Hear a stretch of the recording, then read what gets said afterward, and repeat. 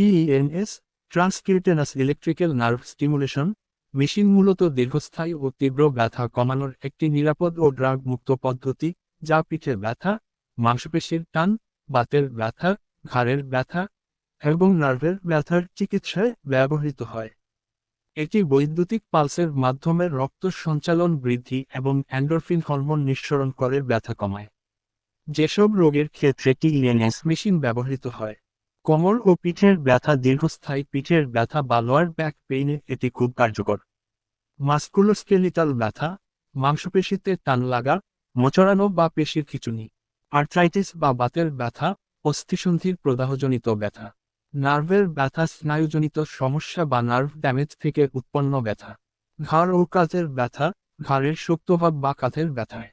Physiotherapy বিভিন্ন ধরনের থেরাপির অংশ হিসেবে ব্যথা কমানোর জন্য ব্যবহৃত হয়। সতর্ক: পেসমেকার ব্যবহারকারী, গর্ভবতী মহিলা এবং ফিট বা খিঁচুনির রোগীর ক্ষেত্রে এটি ব্যবহারের আগে অবশ্যই ডাক্তারের পরামর্শ নিতে হবে।